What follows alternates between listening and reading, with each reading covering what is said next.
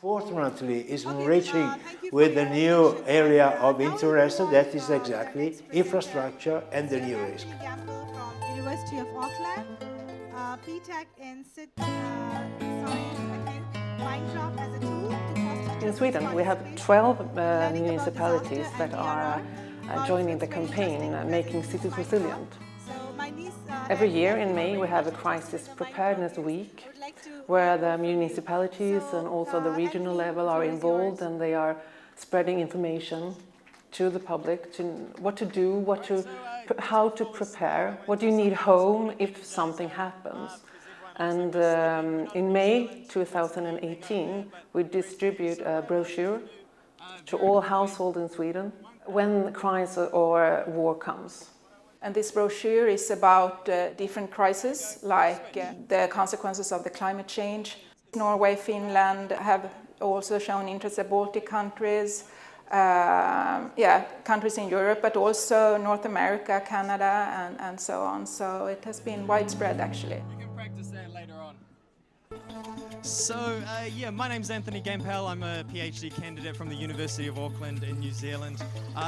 My research is around disaster video games and how we use... Of course, for disaster is very much related with human beings and the infrastructure and the buildings. So what I'm here to talk disaster about insurance is one of the important areas that we are doing.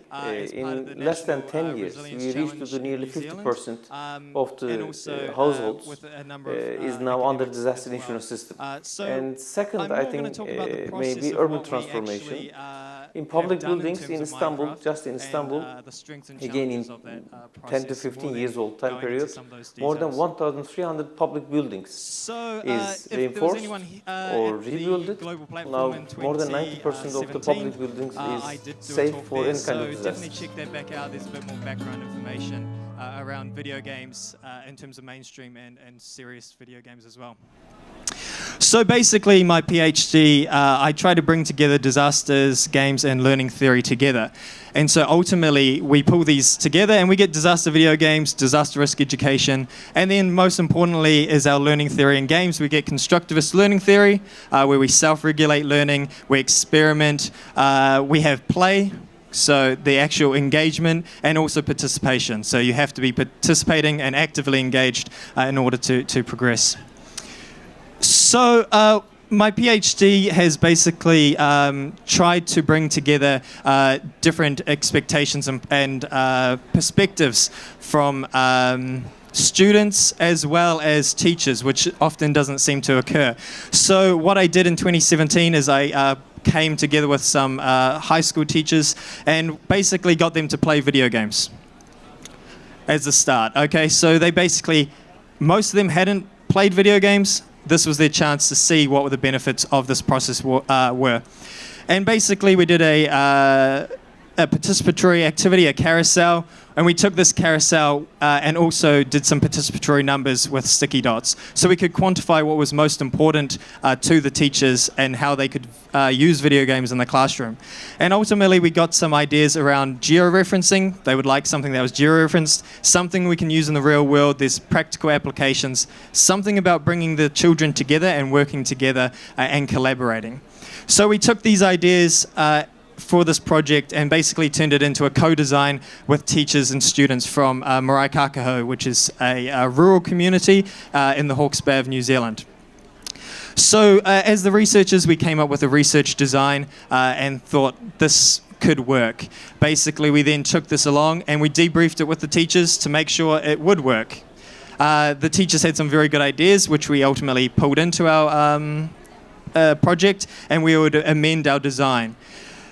From there, we would run the session, whatever it could be, whether it was a participatory tool, whether it was Minecraft, whether it was Lego, whichever. And then we would, after the session, have a student and a teacher debrief. So we would work out what some of the problems were, what did we see, their perspectives, their expectations from both. And often the students would be the ones who would solve a lot of our issues, which is something that I'll talk about in a bit. We would then debrief as researchers and work out what we were sort of doing and where we would go next. And then we would go back into that design process and make sure, taking on board those expectations and perspectives, what we were actually doing. So in terms of the participatory Minecraft mapping process, it was very important in terms of that design is to take that participatory activity element. We got the students to do an expectation check, so we made sure our project was in line with what the students were going to do. The students had a number of different flip charts as their expectations, what were some obstacles, which they got pretty much correct in terms of what could go wrong. And then what were they going to put into it as well? You know, what would they expect from the facilitators? So we made sure that we could debrief and make sure everyone was on the same page, which was very important the whole way through.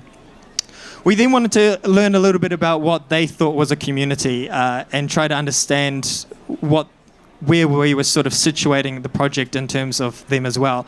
And so we did a one-word activity where the students wrote one word as soon as they thought of the word community, okay? And we can see that basically what we've got here is that things are quite close to them. Farms, their whānau, which is family, people, and so it was more of a close concept for them, community, rather than the broader community. We also had a carousel activity. In a carousel, we got the students to go around in a group and basically build upon each other's awareness. The important thing to notice here is that this is quite chaotic, but this is quite good because it meant that the students were working from all different areas of the paper. They weren't just formulating one line. So this was very hands-on. And what we also did was, again, quantify this with sticky dots. So we can see their vulnerabilities in terms of what they understood were vulnerabilities. They thought were the homeless people, the people that need help. You could see that they were giving numbers to this. So we can actually quantify the data that the children are coming out with. And so then we moved into two-dimensional mapping first. And this two-dimensional mapping, we brought back the carousels and the communities. We could keep bringing these things back into class and reminding the children, hey, this is what we've done, how are we going to do this? And so they used that carousel activity to start plotting with yarn, with sticky dots, with stickers, with different shapes, pens onto these papers, which again we would bring back for the actual map building process as well. And then we could also explore what can and can't we actually do in terms of mapping. In the meantime of that process, the researchers, some of my colleagues, were working on how we're going to design the Minecraft world. And so I'm not going to go into the detail, it's beyond me, but basically they built a system in which we could then have an outcome like this. So this basically pulled in all our georeferenced information, our spatial information, and we basically made a world which had an elevation and what that meant was that we could raise the water level and we could replicate the flooding event of 2007, which occurred in this area, which the children most of them weren't actually sort of around at that stage, but they have a very good understanding of it, of this situation, and which came up in the discussions in terms of their carousel activities. And so you can see that we can have quite a nice looking preliminary Minecraft map. Then what we did was we got the students actually involved in building. This blue column was one of the students' ideas, because how do you find and locate yourself in this world? You know, they needed something that they could actually come back to, and that was their school. And we can see that we were pulling them back when they were lost to go back to different things like the map, or the TV had a map on it. The children were also self-policing themselves, that if they were going invisible, which is something we didn't actually realize they could do, and destroy everyone's stuff, well, we had to sort of put some sort of system in place. So the kids started to actually self-police themselves and would sort of dob on their teammates. And we could give them some feedback along with what they were doing. So they were using their legends that they had made. So you can see the buildings are all sort of the same material where they are. This is their monument, and they're putting signs on these buildings to show, okay, what is this building? If this is the childcare centre, they were saying this was a vulnerable group of people because of their babies or children. And same as the swimming pool. If there was a swimming pool, they said that there was a capacity because it had toilets, it had showers, it had water, they had facilities. So the children understood and learnt along with this. So you can see that they started to actually build things. One student decided they were going to build a hole through the middle of the world, and basically would trick people to fall into this hole. So even we fell into the hole, and you'd end up seeing that they would say, hey, you've left the world. So they were sort of giving problems. Someone flooded out a building as well, which is an interesting thing.